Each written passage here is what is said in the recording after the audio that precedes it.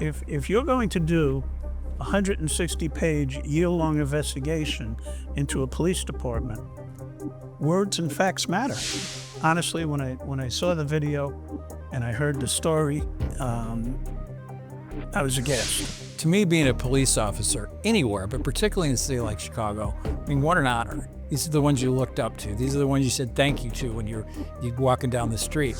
It doesn't mean we're perfect, and bad things are going to happen in bad places with bad people, and sometimes, you know, we make mistakes. Data-driven policing. We didn't lock up everybody. It's about locking up the right person at the right place at the right time for the right reason. Deploying your resources across that. I wonder if anybody who was involved in this actually was a police officer. Hi, and welcome to another episode of Wearing the Badge. I'm Garry McCarthy. Our guest tonight is my buddy, Pat Brady. Pat has a great background. He was a state's attorney. He was a U.S. attorney, right? Mm-hmm. And he was also chairman for the Illinois Republican Party, which I think is akin to being a fire hydrant in a dog pound. Yeah, it was pretty good. But we got those Democrats right where we want them. They're getting cocky. That's what Chesty Pullett said at Chosen Reservoir. We could shoot in any direction and hit the enemy. Yeah, exactly. And we're going to talk tonight about the investigation by the United States Department of Justice Civil Rights Division into the Chicago Police Department in the post-Laquan McDonald world. So before we do that, Pat, just tell us a little bit more about yourself, fill in some blanks for us. Well, like I said, I came up here after law school in '87, worked in the state's attorney's office, then I worked to the Justice Department in Washington, D.C., where I did white-collar financial crimes and public corruption. And then I ended up coming back and doing another tour in the state's attorney. So I was a prosecutor for almost 10 years. And then in the private sector, I was a partner at a couple consulting firms where we did these complex financial investigations. So almost 20 years of doing investigations and 10 in law enforcement. But we worked hand in hand with law enforcement and doing investigations. So interesting. You know, I never got into investigations. I didn't have time. I got promoted too quickly, and I was you were a street crime guy, right? I mean, you were reactive. I started out that way, then got into the historical crimes. Sure. So it was a different way of going about things, but you were all reactive, like you were just trying to stay ahead of the game, right? Yeah, kind of. But my brother Jimmy was with the New York State Police, and he went to the DEA task force in New York City, and he worked in something called the El Dorado Task Force, and he did the chasing the money thing. Oh, the money laundering. Yeah, I did some of that. Yeah, so when he left the state police, he was set up for his next career, which was pretty good for him. Yeah, especially in New York back in the 90s when they really started cracking down on money laundering, the bunch of new laws and in the federal scheme, the sentencing guidelines back when those were dictated what sentence you got, money laundering started at a very high level. Sure. Whereas a white collar, as you know, started out pretty low unless it was a huge amount of money. So I actually added money laundering to white collar crime cases just to get those elevators. So, but that I'm sure he has a very good career because that was a hot. Oh yeah, no, he did great. He worked all over the country. He ended up in all different places as different banks moved from place to place. Well, it's still big. I mean, after 9/11, it got even more prominent. It's because of the asset tracing capabilities, and it's because they'll do that. Absolutely. So I got to tell you something. I read this in 2017, right after it was issued. And I got to tell you, back then it kind of made me ill, if you will. And doing it again over the last week or so to refresh my recollection of some of my thoughts, it did it again. So I'm not feeling so hot about doing this, but maybe it'll be a little cathartic. Who knows? So this basically came out of the Laquan McDonald shooting. And just to refresh everybody's recollection, in October of 2014, everybody's seen the video. Laquan McDonald was shot by Jason Van Dyke 16 times. And just to be clear, even though in here it says these things did not happen, I implemented a policy of anytime there was a police-related shooting, we had an executive staff meeting Monday, Wednesday, and Friday, and wherever that shooting fell in, we would get a briefing on the shooting. Right. So we had facts. And in this case, it happened on a Monday night.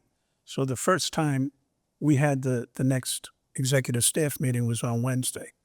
I got a phone call that we had shot a young man with a knife on the south side. And that was pretty much all the details we had. And a lot of people don't understand that the first 3 reports from the scene are generally wrong. Right. Right. Everybody's roaming around trying to figure out. That played a big role in what happened with the fallout from this investigation, because too many stories are out there. Dark. Yeah. And then, but here's the bottom line. I tell the mayor about that at 6 o'clock on Tuesday morning, because he called me every morning, 6 a.m., whether something was going on or not. And that was really the end of it until Wednesday when I saw the video. And honestly, when I saw the video and I heard the story, I was aghast. And I said, how many shots did he fire? Because as we all know, there was no audio on the dash cam, so we didn't know. And when they said 16, I exploded. I just simply exploded. And I probably cursed, and I actually said, you mean he didn't even save one for himself in case he got captured? Right? And left that meeting. I called the mayor right away, and I told him we had a problem. And that's where it started. From that, Ram is involved in his reelection campaign, is in a runoff against Chuy Garcia. Remember it well, yeah. And at the end of March of 2015 now, the family approaches the city, doesn't file a lawsuit, gets an agreement from the Corporation Council that he would get them $5 million and they were not going to release any evidence in the case. What am I referring to? The video. So what happens? He puts it in front of the city council, finance committee. This happens at the end of March. And by March 13th, they have an agreement and it's done, which I believe is the day after the runoff with Chuy Garcia. Big coincidences in Chicago. I noticed that. Yeah. Right. Politics is a funny business. Yeah. So the video is sealed on the civil side. People don't understand that as the police superintendent, I can't fire a police officer. Right. I can only make a recommendation to the police board, which is a 9-person civilian board who, believe it or not, for the first couple of years that I was superintendent, denied 3/4 of my termination recommendations. So I'm trying to fire bad cops, and the way the system is set up, I have to report to them. They're not letting me fire bad cops. So that's first of all. But the second thing that people don't understand, and this document confuses it more than anything, there was an organization called IPRA, which they changed the name to COPA. So now they're much better at their jobs because they got a different name. It's a whole different animal. They investigate police uses of force in the city of Chicago. We, as the Chicago police, do not investigate our own uses of force, including police shootings. That's done by IPRA, now COPA. So the short story is, right now, Larry Snelling, as the police superintendent, is in the same position, but they added 4 or 5 more layers of civilian accountability above him. Right. So I want you to think about the fact that in this case, I had accountability for everybody's actions, but I didn't have the authority to discipline them. But you did initially. Well, I stripped them. You stripped him right away. But that's all I could do. Right. I could, and So what strip if he it. just sits at a desk? Is that what He happens? sits at a desk, can't go on the street, but he's still getting paid. So I'm sorry, on the chronology of it, so that video sits for a year, right? The video sat until November. So yeah, it was a little over a year. The shooting happens in October. Video sits until November when some activists go to court and get a judge to order the unsealing of it. So, And that was like on a Friday night, right? There was a big, people were waiting for that to come out, right? well, he orders the unsealing by, I think it was November 25th. Right before Thanksgiving. Right before Thanksgiving. Yeah, or Thanksgiving week was it? Yeah, Thanksgiving week. So it's released on the 25th, and the fallout starts. And the fallout is protests, people, 16 shots, and a cover-up. So it was a public interest group that went, FOIA'd it, and got it released, even notwithstanding the agreement with the city on a non-disclosure or whatever that would be called. Correct. Yeah. Okay, and that's how it came out, like you said, 13 months later. So just to be clear, the entirety of that cover-up took place by the Corporation Counsel getting that video sealed in a civil agreement with the family. And in 2 weeks, right? I mean, it happened quickly. That they Shooting, that they had within that. 2 weeks. He had the agreement. And by the way, I have the notes from the City Council Finance Committee where he described every officer's action. And Had the state's attorney, was Anita Alvarez at the time, I think. Correct. Had she started an investigation into the... she impaneled the grand jury, as did Zach Farden, who is the U.S. attorney. Right. Okay. He describes every officer's actions on the video and tells the City Council Finance Committee that they have an agreement that they would give them $5 million without filing a lawsuit. Okay. There's no suit filed. Right. Well, that's it. So they lawyered up. Right. Went in and said, hey, we've got this. Correct. Had they seen the video? No. So nobody had seen it, really. I'm not sure if they sort of. Yeah, okay. I don't know. But what I do know is Garry McCarthy didn't seal it. Right. Yeah. So the unsealing happened by a judge. So I mean, even you didn't have at that point, you couldn't say, hey, I don't want that sealed. Right. You had there was nothing I could do about it. Yeah. I'm not investigating it. Right. I can't fire Van. You're certainly not going to settle it civilly, right? That's not going to settle it civilly. And I know not to interfere with an investigation that's being done by the U.S. attorney. Yeah, that's a problem. Yeah, that's a big problem. Right? We never liked that. Yeah. So I'm basically sitting and watching what's going on. Short story. Rom calls me in on December 1st. And I'll cut to the chase. I had done early morning press where I bounce around to different. I did the show with you. We were on Steve Cochran. Oh yeah, on the radio. On the radio. We were on the radio. You were on the radio when I got fired. I think I was the last media hit you did that day before you. I for some reason I remember you saying, "Hey, I gotta go see the mayor now." I gotta go get fired. Oh, he didn't say that. He just said you. Oh, that's what I told my driver. Yeah. So I go to see Rom, and he asked me to resign. And I told him no. And he said, no, you don't understand. It goes through a whole soliloquy about, in the best interest of the city. And I said, no, you don't understand. No. Short story is he says, well, I want to tell people that we came to this decision together. And I said, we haven't. On the firing, not the, on the resignation. Resignation, excuse me. Yeah. Yeah, I know. You're right. Words are important. Words are important. They are. And the reason why I tell this part of the story is because I left his office and nothing happened except for the fact that I was getting phone calls from his chief of staff virtually every day saying, okay, you're going to resign, right? And I was like, no, please stop calling me. I'm not resigning.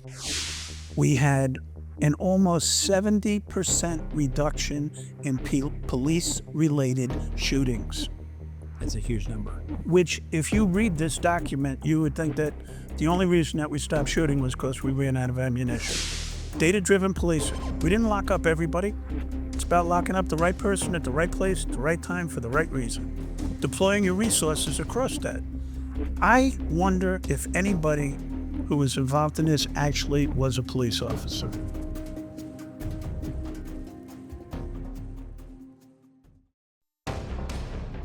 Were they just looking for a head? I mean, the resignation, that quickly, is it just like somebody's going to have to be accountable, right? Yeah. And they're going to, whatever the facts are. I think it's called covering one's ass. I'm familiar with that term. Very So yeah, look at the squirrel, right? Yeah. Look at the squirrel. Everybody forgot about the election. Right. And on December 17th, Franz Fielman from this Star Ledger. Sometimes. Sometimes, I'm sorry, Star Ledger's Newark. Yeah, as I say. It's a New York thing. It's a different language. Newark, not New York. Same thing. Files a FOIA request for my letter of resignation, which doesn't exist. And I get another phone call from his chief of staff who says, all right, would you like a letter of termination? And I said, no, but if that's what you choose to do, so be it. And she sent me a letter of resignation. Now I bring that Does up. the mayor have the authority to terminate the superintendent? I believe so. They do? Okay. I asked some people in the know. Yeah. Well, actually, my question is, does the mayor's chief of staff have the authority to terminate the police superintendent? Yeah, well, you know, she's just taking orders, I'm assuming. But yeah, I just always, I thought it might have been a more involved process. I bring that up because it was reported on that day that the mayor asked for and received my letter of resignation, which is on the first page of this document. Right. Now, I'm sorry. If you It's still reported that. If you Google it or chat or whatever. It says, did I resign? Yeah. Yeah, which didn't happen. Yeah. I bring that up because it's on the first page of this document. And, you know, if you're going to do a 160-page, year-long investigation into a police department, words and facts matter, don't they? Yeah. And the two press things that came out on December 7th, Pearl Harbor Day. Was that the St. Pat's party? No, I don't think so. Was that the one where you got the standing ovation? Oh, that was right around then, wasn't it? No, that was the March one. That was the same. Oh, wasn't the Christmas one? Okay. No, it wasn't a Christmas one. That was my first St. Pat's party. Is that right? It was my favorite. Pat Brady and Garry McCarthy. Why am I listening to you? So I bring it up because it's on the first page here. And, you know, on December 7th, Pearl Harbor Day, Loretta Lynch came to Chicago and announced that they were going to conduct the investigation into the policies and practices of the Chicago Police Department. Which that comes out of the Civil Rights Division, which is different than the criminal kind of investigations that you and I were used to doing. This is, they can get information from credible sources and get it from news media, and then they have to make like a preliminary finding within the Justice Department, and then they announce the investigation, and then they move forward. But it's not to be confused with a federal criminal investigation. This is a civil, like you said, practices and procedures investigation, which is different. Sure. So, I mean, Pat can see it from here, but I have marked this thing up like John Madden used to do with football plays. And it's just over and over again. There is broad brush strokes of articulation that are not backed up by any facts anywhere. Yeah, it's pretty thin for supposedly interviewing thousands of people. You'd think that'd be about 1,000 pages long. I don't think that I would have submitted a college term paper like this without more documentation. Let me just ask you about this. When I read it too recently, I just read it when we spoke a couple of weeks ago. So I read through all this, and typically in an investigative report, either the hundreds that I've done, at the end you get all your evidence, you get everything, and this you're getting witness interviews, you're getting body cam, it's kind of almost a data dump too, right? You're getting information on arrests and blah blah blah. But what amazed me here, and I think this happened in another report, they never talked to you. No. Weren't you police superintendent? I think I was the guy who created the policies and practices that were in place at the time. Yeah. Oh, wait, no, I'm sure I did, yeah. So you're nowhere. No. That's what struck me initially when I read this. I go, well, they never got a statement from No. the guy. It's like, it'd be like doing a white collar investigation and CEOs never would talk to you. But that's the person you want to talk to the most is the guy making the decisions. Right. And you would do that after you already got all your evidence together. Exactly. Okay, so after, I'll skip to the end and then come back.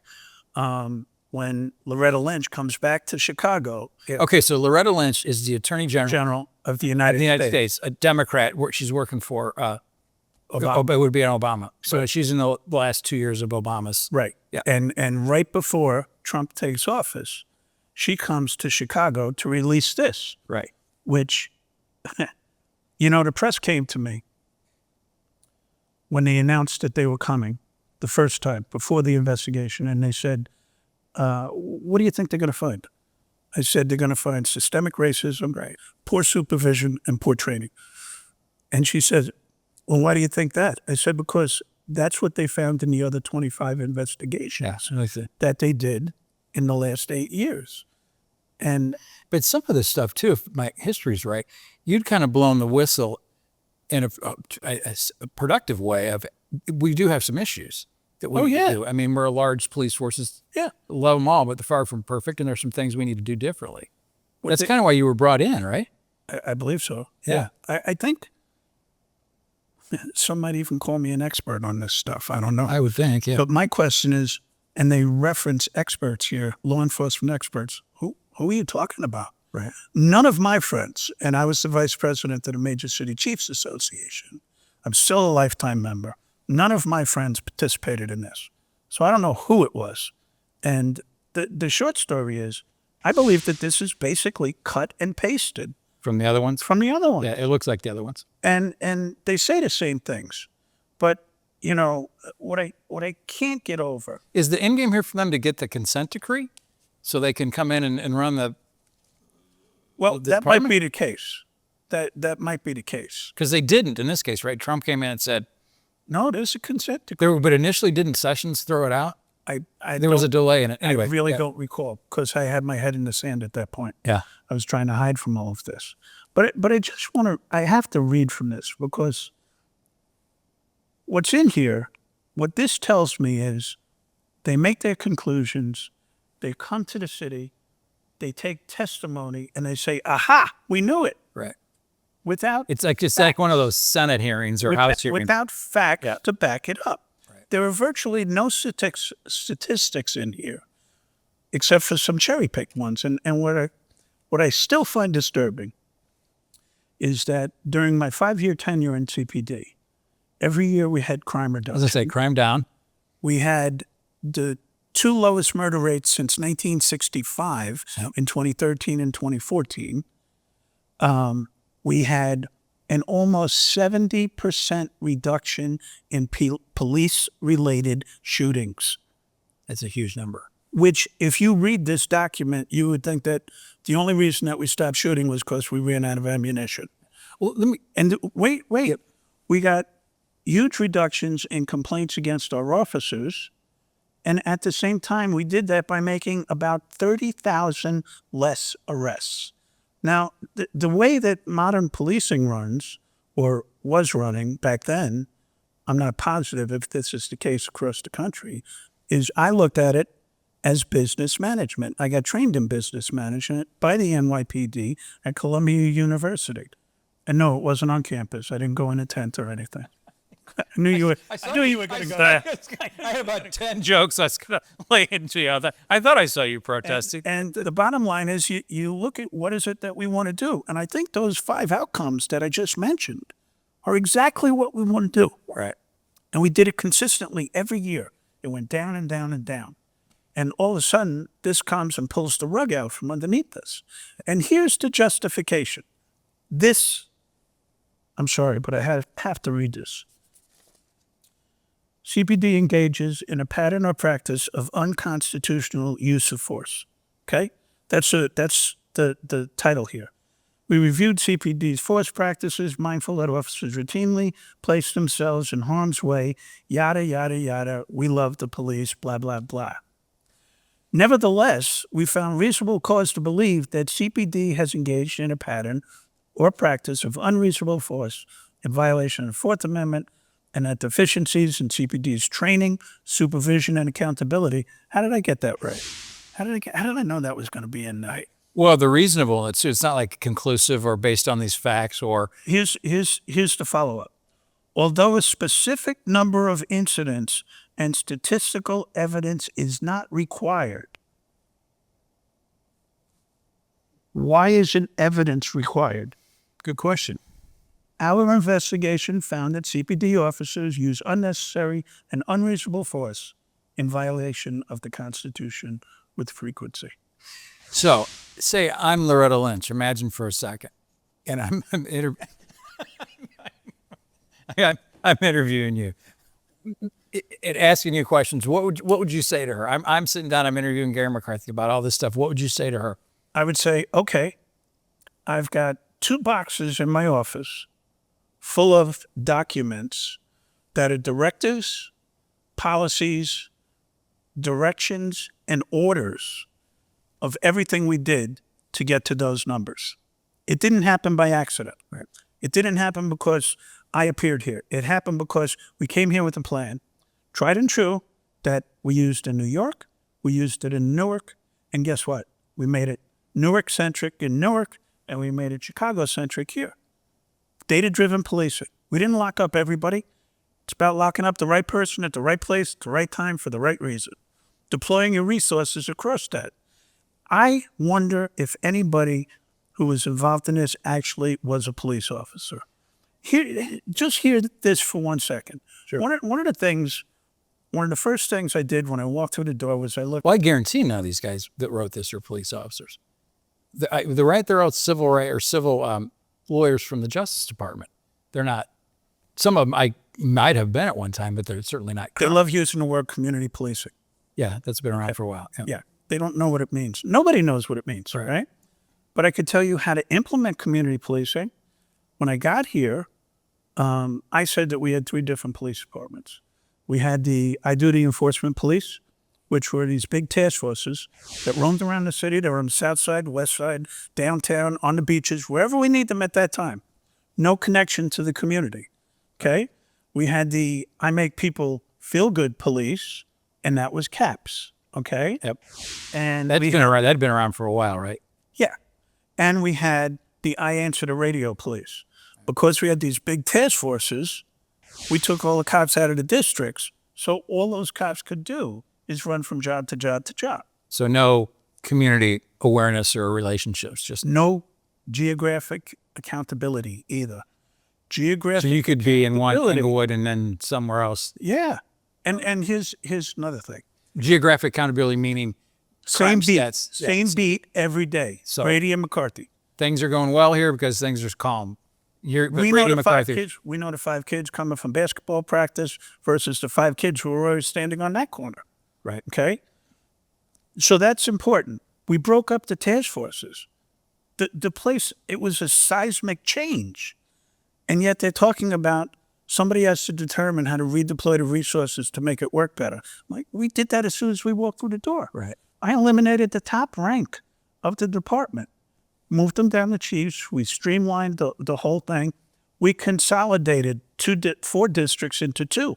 I remember that. We made 5 detective areas into 3. We made patrol into 3 areas, north, south, central.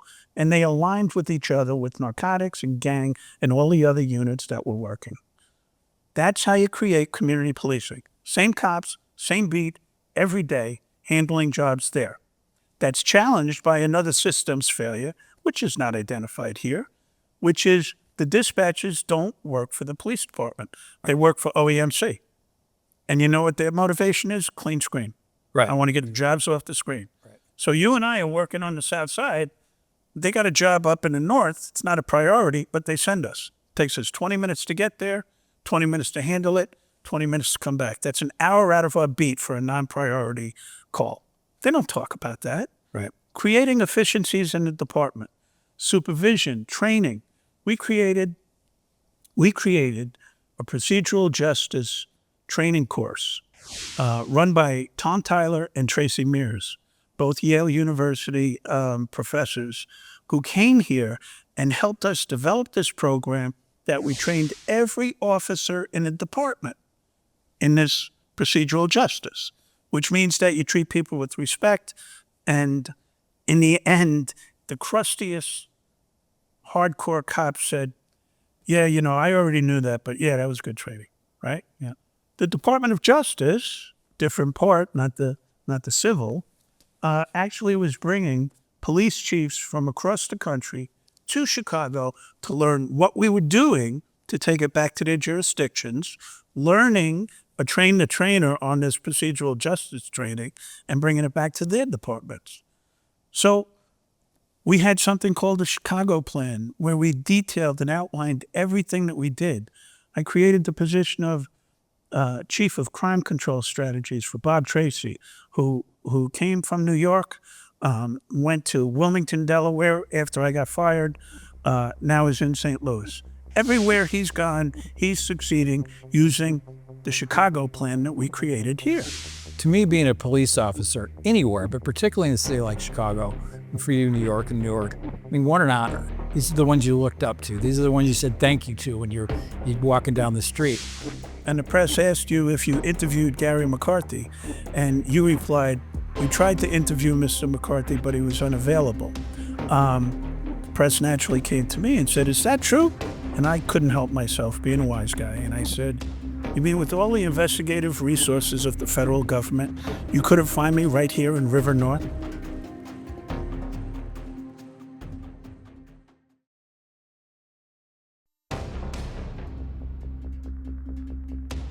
They don't talk about something in here called CompStat. Right.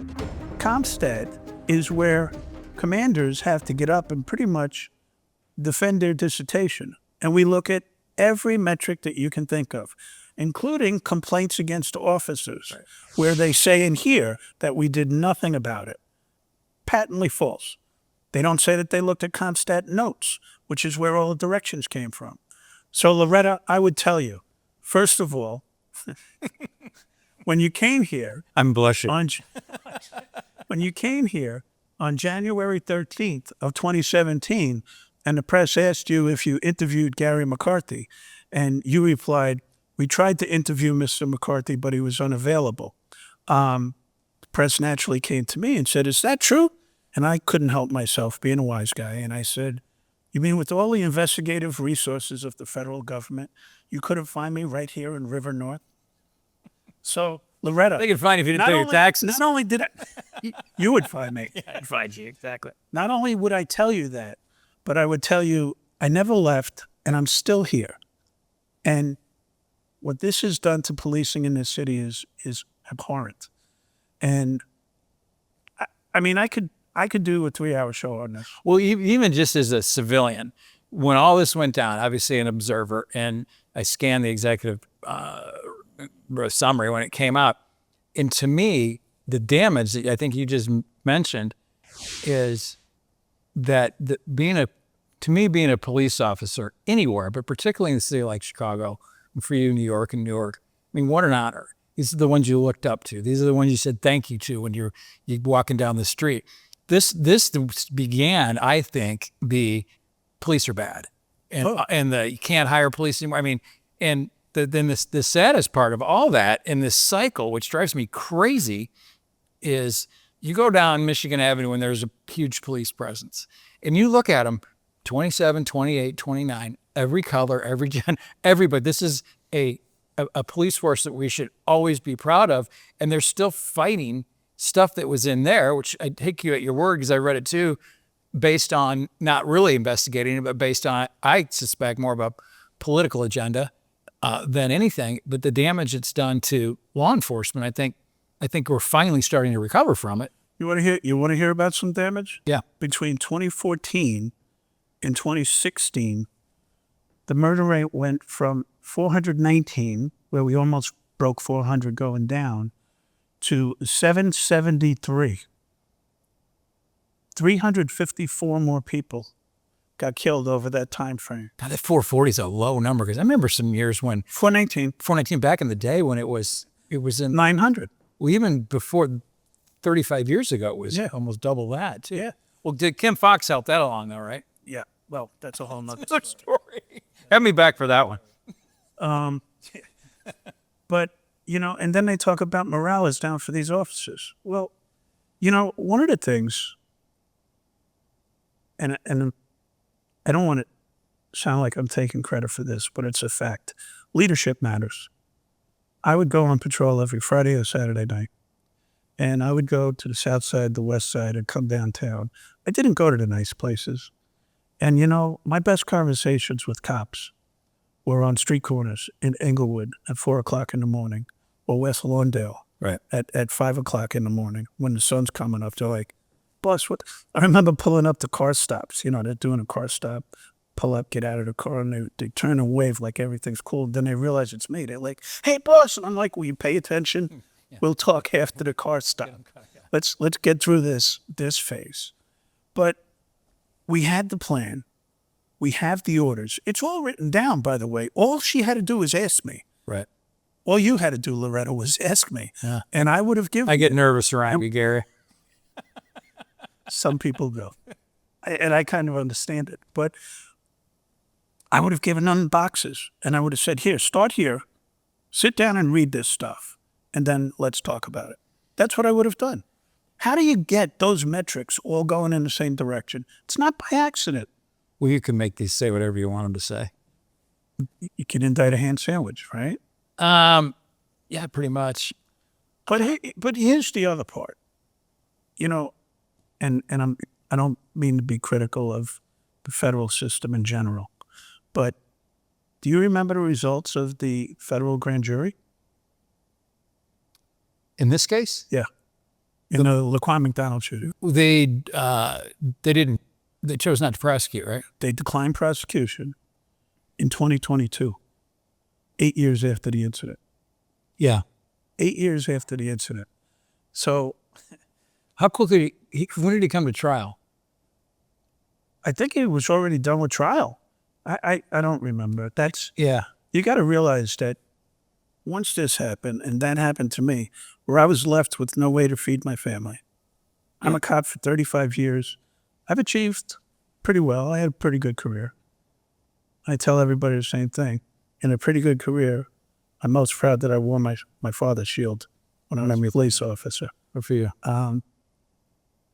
So I kind of like tried to stay out of it. But the fact is that besides what it says, the way it was put together was with the blessing of the Corporation Counsel, the guy who orchestrated the cover-up of the video. Right. So as I'm thinking about They were working with Corp Counsel on this? yes, Interesting. as I Not quite objective. talk about a fox in a hen house. Well, I don't know. Have never done one of those, but I would think that would be something. If I were representing you, I'd be asking, why is this? If this is truly independent, Right. It needs to be independent. But I guess they got to interview everybody Oh, except you. I'm sure, of course, but I'm certain that there's a reason why it's muddled when you're talking about the difference between IPRA and CPD. It says that CPD. It actually says CPD does not adequately investigate their use of force. You're right. We don't do it at all because that's up to IPRA. Right. So Didn't you say too that even when they're investigated, they have to have verified or they needed an affidavit and to file a complaint. That's been overturned. We also had a program, 3 programs on the Safety Act, which is a whole nother monster, but we got to fix a lot of stuff in that. But the damage that this stuff does, and if you think about it, 26 investigations over the course of 8 years. And to my knowledge, the only difference between the 26 investigations was that when they investigated the Puerto Rican police, they found that they were discriminating against Dominicans. I mean, come on. It's cut and pasted. And, you know, well, it's in the. If you look at the manual, the DOJ manual, that's one of the 4 or 5 things that would trigger an investigation. That boilerplate language that you just, when you read that, I'm like, well, that's in the U.S. Attorney's manual. well, isn't that interesting? Yeah. But where I was going with the leadership thing is that, we brought a sea change to the CPD. And, I was worried about, if you turn a ship too quickly, you could flip it over. Right. And I mean, I remember standing in an auditorium with 400 cops from these 2 task forces. And I personally explained to them why I was disbanding the task forces and that these guys were primarily going to precincts. They were going to be smaller groups that remained at the area level so that if the deputy chief has a hot spot Like, for instance, I pointed out 82nd and Drexel, where Officer Rivera got shot, unfortunately, by a partner. That whole area right around there by Father Flaga's church is on fire. Right. And the area deputy chief has resources to drop into the 6th district and help out with stuff like that. So I told them personally, right? And there were a lot of grumbling, a lot of unhappy people. We came around. Everybody ended up buying into what we were doing. The momentum was there. And in the police department, there's always a couple of guys in the back of the room saying, don't do it, kid. They're going to get you. Yeah. Don't do it. Well, guess what? As soon as my legs got cut out from underneath me, that's exactly what they said. It was articulated on the 5th floor, 35th Street, that we're not doing that New York shit anymore. We're doing all these things that we're getting those results. It doesn't mean we're perfect. And bad things are going to happen in bad places with bad people. And sometimes, you know, we make mistakes. Words that keep coming up in here is rebuilding trust. You can't rebuild something that doesn't exist in the first place.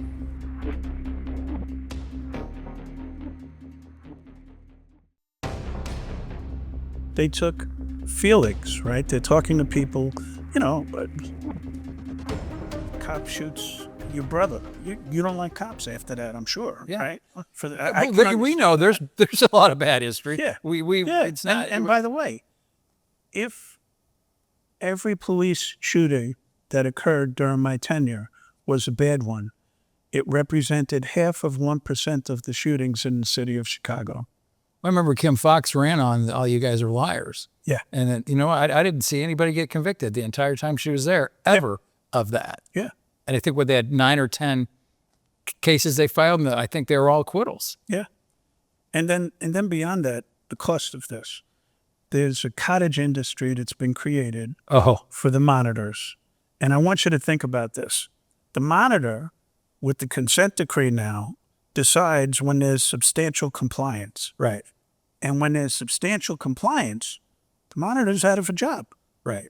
Right. Because you don't need me anymore. That whole monitorship thing, it applies obviously in that context, but there are several other kind of monitorships, and they're total boondoggles. Yeah. And think about this. And I don't know. Who funds the monitorship? Is that a tax thing, or is that the city? The city funds it. Yeah. And Nice. I don't know what the overall number is, but I found out that between 20 and 24, the city apportioned $667 million to fulfill the consent decree. Wow. Now, mind you, 2 other things that I just got to put on. So would that include the consent decree says you're going to do X, Y, Z? Yes. Under our purview? Yes. So the superintendent has to report to the monitor? Well, the department reports to the monitor. I'm sure it's not the superintendent. Sometimes I'm sure that there's conversations, but I would suspect there was an assistant chief who was doing it that I know of. But there's 2 other things that I got to point to. There's something called CALEA Accreditation, and I forget what CALEA stands for. But it's a law enforcement accreditation. It's a national standard that's very difficult to get. And we started the accreditation process, and what it does is it gives you the gold standard. It gives you the seal of approval for the gold standard for your policies and procedures. Okay? Right. Chicago just finished, like 2 years ago, the accreditation process that I started. By the way, the other thing that's in here that's patently false is they started using body-worn cameras in 2016.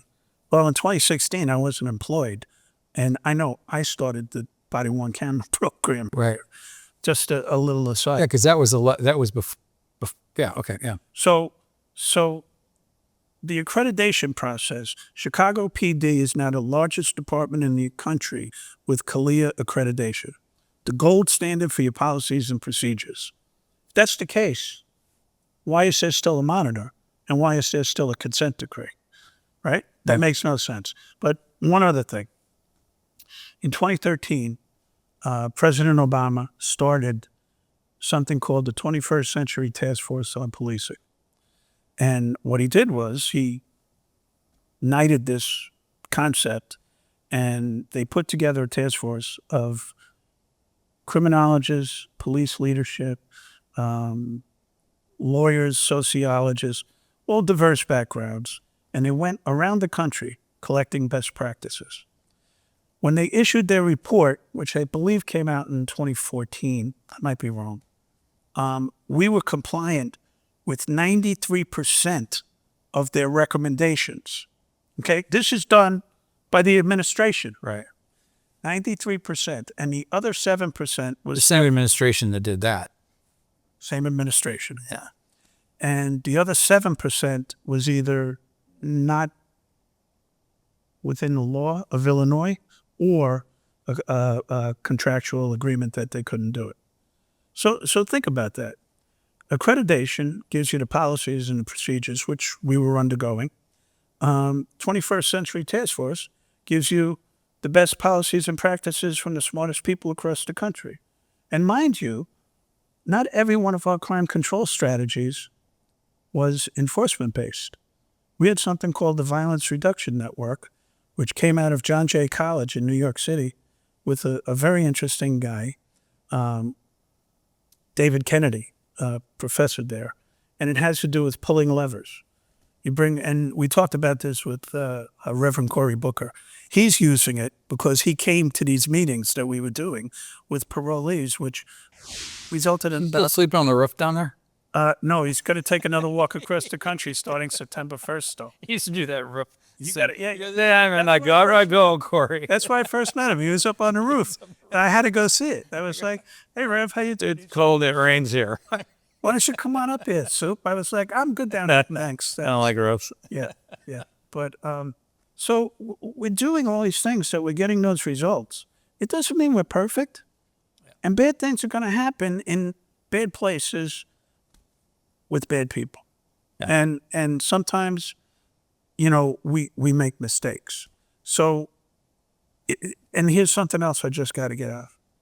One of the bases that DOJ was using systemic racism against police officers has to do with quote unquote stop and frisk. Okay.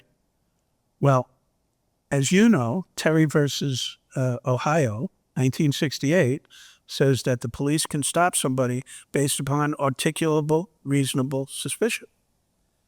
But the standard has now been switched to population demographics.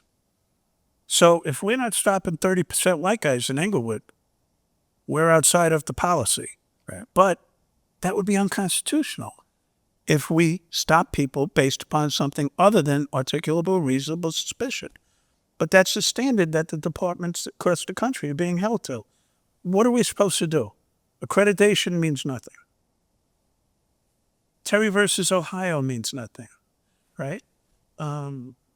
President's 21st Century Task Force means nothing. I think, though, to put a bright spinner, I think that the pendulum's coming. Yeah, I'm getting myself depressed. No, but I sincerely believe that it's coming back. That the respect that was lost because of reports like this, I think people now really are starting to appreciate what the police do. Well, I will tell you this. Another word that's used in here over and over again, besides over, I told Pat before this that I have a problem with the fact that people use the word over. 1,000 people were interviewed. Over 340 officers. No, it's more than. I think some nun slapped that into me when I was second grade. That's what happened to me. Sister Mary Joseph played my head like Bree Roberts. Isn't it funny how it doesn't go? Never.